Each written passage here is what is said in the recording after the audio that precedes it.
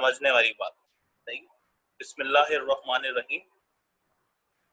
अच्छा जी, डायमेंशंस को थोड़ा अच्छे से समझने के बाद आपको अब एक कदम और आगे बढ़ना है, और वो है कि कैसे आप डायमेंशन निकालकर किसी क्वांटिटी का फॉर्मूला ड्राइव कर सकते हैं। जैसे अननोन क्वांटिटी का या अननोन आपके पास कह सकते हो कि किसी यूनिट का अननोन यूनिट बना के आप एक डायमेंशन डिस्क्राइब करें और उस डायमेंशन से बता करें कि भाई इस फला क्वांटिटी का आपके पास फॉर्मूला क्या है। जैसे कि एक क्वेश्चन दिया हुआ है, when a solid sphere moves through a liquid, the liquid opposes the motion with a force F. और ये जो लिक्विड के अंदर आपके पास जो आपको अपोजिंग फोर्स मिलती है वो कौन सी फोर्स होती है? उसको हम कहते हैं ड्रैग फोर्स।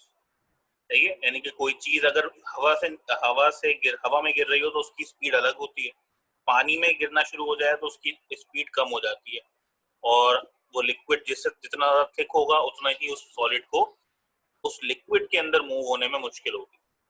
तो उसको किस चीज की अपोजिशन मिल रही है? फोर्स की, और उस फोर्स को हम कहते हैं ड्रैग फोर्स। और जितना ज्यादा लिक्विड थिक होगा उतनी ही ज्यादा उसकी विस्कोसिटी बढ़ेगी, ये याद रख लेना।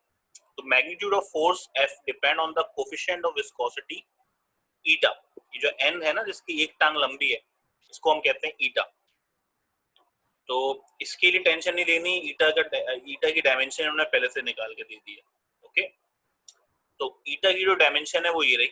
ओके, और the radius R of the sphere and the V of sphere.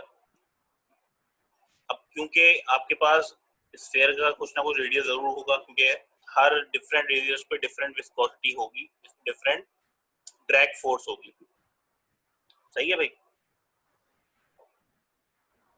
और वेलोसिटी भी उसकी डिफरेंट होगी साइज के हिसाब से। तो assuming that F is proportional to different powers of these quantities, guess formula for F using dimension method.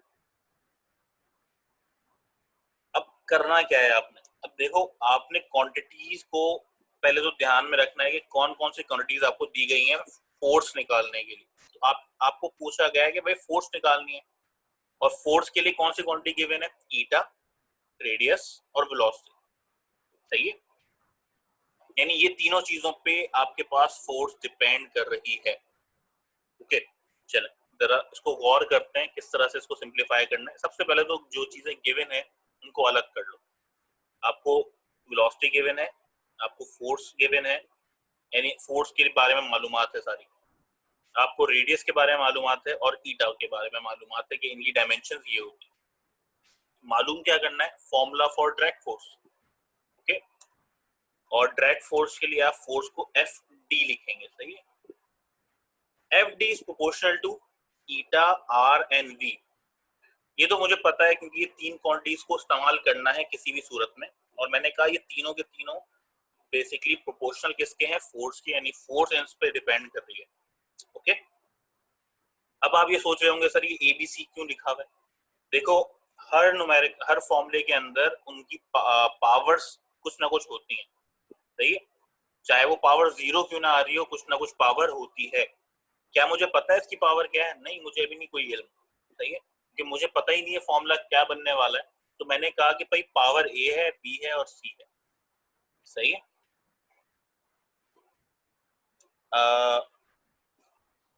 Wait the minute. तो फॉर्मूले में मुझे ये नहीं पता कि कोफिशिएंट का पावर क्या है, रेडियस की पावर क्या है, वेलोसिटी की पावर क्या है। नहीं पता तो उसको आप अज्यूम कर लें एबीसी। ठीक है, थोड़ा प्रोपोर्शनलिटी का मेरे पास काम नहीं है, तो प्रोपोर्शनलिटी हटती है तो कांस्टेंट आता है। ओके, तो आप प्रोपोर्शनलिटी कांस्टेंट भी लगाएंगे, तो मैंने अल्फा को हटा के क्या करा? प्रोपोर्शनलिटी कांस्टेंट लगाया इक्वल्स टू के साथ के। ये आपके पास इक्वेशन 1 है, इसी को आपने पावर पुट करके फाइनलाइज करना है। अब पावर्स को फाइंड आउट करने का तरीका क्या है, जरा देख लेते हैं। सबसे पहला काम आप क्या करेंगे? सारी डायमेंशंस को पुट करेंगे। ओके, तो पुट डायमेंशंस, फोर्स की डायमेंशन को पुट कर दिया, वो हमें पता थी।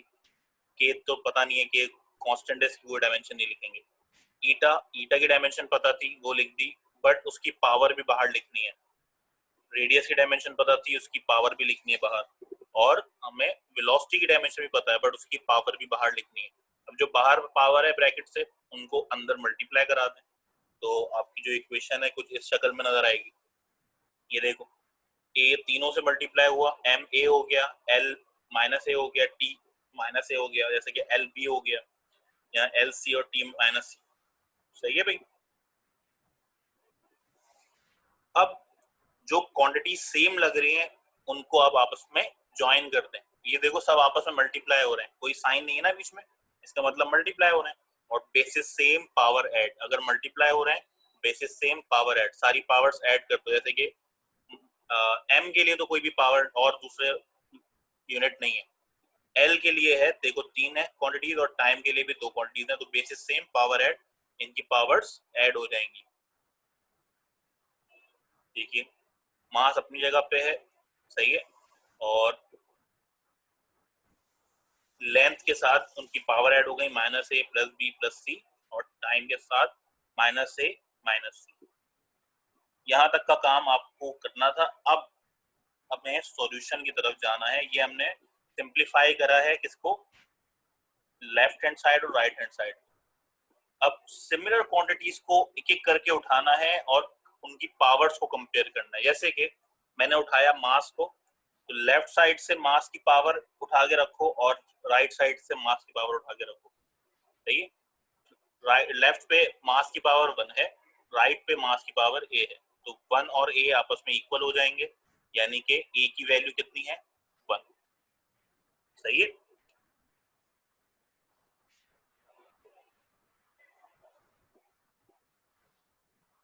उसके बाद आप टाइम को करें। सही है, तो टाइम को आप कंपेयर करेंगे, -2 equal to minus a minus c. सही है बेटा, ए में 1 निकाल चुका हूं, तो ए की जगह पे उसकी वैल्यू पुट कर दो, और -1 को बराबर में शिफ्ट करोगे तो -1 +1 हो जाएगा, और -2 +1 आपके पास हो जाएगा -1।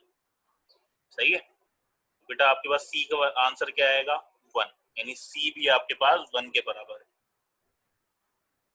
अब फाइनली आप लेंथ निकाल लीजिए, लेंथ को भी इक्वेट करो। लेंथ में है -a प्लस बी प्लस सी, ए और सी निकाल चुके हैं, उनकी वैल्यू पुट कर दो। सही है, दोनों की वैल्यूज 1 1 है, और जैसी वैल्यू पुट करोगे आपके पास बी का आंसर भी सिंप्लीफाई होकर आ जाएगा 1 के बराबर, यानी आपके पास ए बी सी तीनों की वैल्यू क्या है, 1 है। अब जब पावर निकल आई, अब आप इसको इक्वेशन 1 में पुट कर दें बस आसानी से। Put values of A B and C in equation 1, तो ये रही आपके पास इक्वेशन 1, और अब इक्वेशन 1 इस तरह से नजर आएगी आपको। सही, यहाँ तक का काम तो बस आपके पास था कि सॉल्यूशन का। अब थोड़ी सी हमें अप्लाई करनी है नॉलेज कि हमें तो पता है कि आपने जो इक्वेशन हमें प्रोवाइड की थी वो ये थी, सही है, ड्रैग फोर्स की इक्वेशन, बट के के बारे में मुझे नॉलेज नहीं है, तो के बारे में डायमेंशन आपको कोई नॉलेज नहीं देगा। क्यों? कांस्टेंट के बारे में डायमेंशन आपको कोई नॉलेज नहीं दे सकता। सही है, ये डायमेंशन लेस कांस्टेंट्स है, इसके बारे में आपको कोई नॉलेज नहीं दी जाएगी, तो आपको ये एक्सपेरिमेंट के जरिए पता चलेगा। तो ये थोड़ा सा याद करना पड़ेगा कि जो आपके पास जो फोर्स का फॉर्मूला निकला है उसमें जो के है वो बेसिकली 6 पाई के बराबर है। अभी ये मत पूछना सर ये 6 पाई कैसे आ गया, ये एक्सपेरिमेंटल फॉर्मूला है, एक्सपेरिमेंट से निकला है, तो 6 पाई एक एक्सपेरिमेंटल वैल्यू है। ओके, तो जब हम इसकी वैल्यू सॉल्व करते हैं तो हमें 6 पाई मिलता है जब हम इसकी डेरिवेशन करते हैं। तो आगे आगे डेरिवेशन हैं इसकी, तो हम देखेंगे इसको। तो एफ डी हो जाएगा 6 pi eta r v, this is your equation. सही है, फॉर ड्रैग फोर्स 1.7। असाइनमेंट 1.7 क्या कह रहा है, फाइंड द टाइम पीरियड। अब देखो आपको टाइम पीरियड मालूम करने के लिए कह दिया, टाइम पीरियड का मतलब टी मालूम करना है तुम्हें। सही है, find the time period T depends upon mass. देखो एम दे दिया तुम्हें, मास दे दिया, यानी कि खुद बोल रहा है डिपेंड कर रहा है, तो यानी t is proportional to m, and length l, l पे भी डिपेंड कर रहा है, and acceleration due to gravity g पे भी डिपेंड कर रहा है, सही। तो आपने टाइम पीरियड का फॉर्मूला निकालना है जो मास पे, लेंथ पे और ग्रेविटी पे डिपेंड कर रहा है, बस सिंपल सी बात। वही काम करना है जो डायमेंशन के जरिए आपने काम किया था। तो find out the time period of simple pendulum by using dimension equation या डायमेंशन एनालिसिस, जो भी आप इसको नाम दे दो। तो देखते हैं किस तरह से सॉल्व होगा। अब मैं जल्दी जल्दी आपको सॉल्व कराऊंगा। वजह यह है कि हम लास्ट टाइम अभी भी हमने बिल्कुल सेम क्वेश्चन सॉल्व किया है। डाटा बना लीजिए। डायमेंशन ऑफ ग्रेविटी, बेटा ये एक्सलेशन होता है, तो एक्सलेशन का जो यूनिट होगा वही ग्रेविटी का यूनिट है। तो जो एक्सलेशन का आपके पास डायमेंशन है वही ग्रेविटी का डायमेंशन है। मास की डायमेंशन आपको पता है, लेंथ की डायमेंशन आपको पता है, और आपको टाइम पीरियड की डायमेंशन भी पता है। ओके, और टाइम पीरियड निकालना भी है।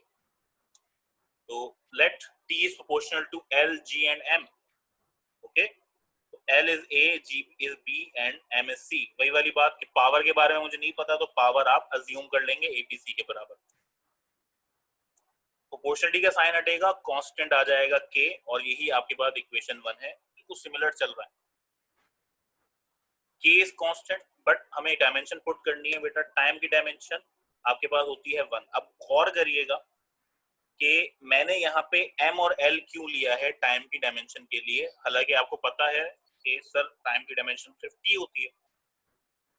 आप गौर करेंगे M और L के ऊपर मैंने 0 लिया है। वजह क्या है, मुझे इक्वेशन को क्रिएट करना है M और L के लिए भी, कि राइट हैंड साइड में M और L मौजूद है।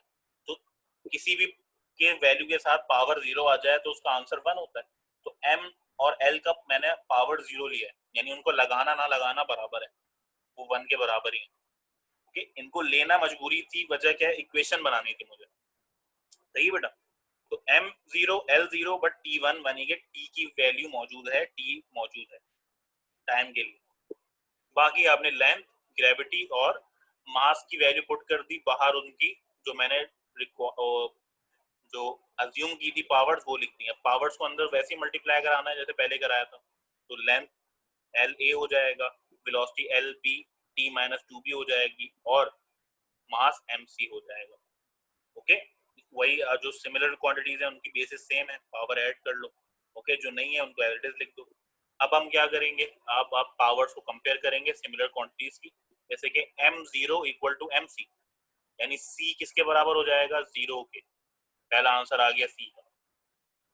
इस तरीके से L0 equals to L A plus B, A plus B equal to 0, और मैंने प्लस बी को दूसरी तरफ शिफ्ट कर दिया। सही है, क्योंकि अभी बी के बारे में मालूमात नहीं है तो इसको यहीं तक रोक देना थोड़ी देर के लिए।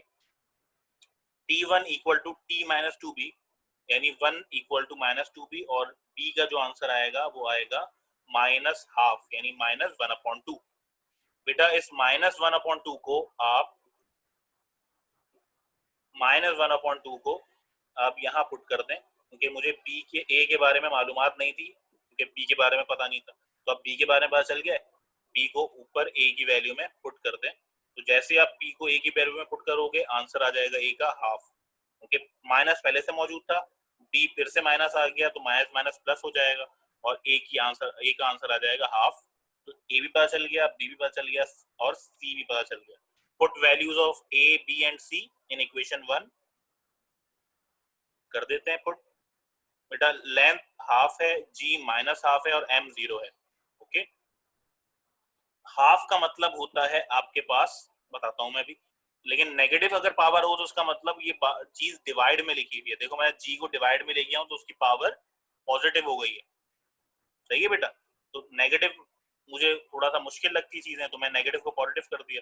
पावर अगर नेगेटिव हो तो आप उसकी जगह चेंज कर दें, पावर सही हो जाएगी, पॉजिटिव हो जाएगी। नीचे नेगेटिव है तो ऊपर आके पॉजिटिव हो जाएगी, ऊपर नेगेटिव है तो नीचे आके पॉजिटिव हो जाएगी। तो मैंने जी को पॉजिटिव कर दिया डिवाइड में लाकर, देखो नीचे आ गया। और एम 0 था, किसी भी वैल्यू की पावर 0 हो वो 1 के बराबर होता है, पता है सबको ये। हाफ पावर का मतलब होता है अंडर रूट, ये याद रखना हमेशा। सही है, हाफ पावर का मतलब होता है अंडर रूट। अगर पावर हाफ है, जैसे फॉर एग्जांपल 1 की पावर हाफ है, तो आप इसको इस तरह से भी लिख सकते हैं, जैसे मैं भी लिखने जा रहा हूँ। किस तरह से, अंडर रूट 1 भी लिख सकते हैं इसको, बात एक ही है। तो under root 1 and half power are equal.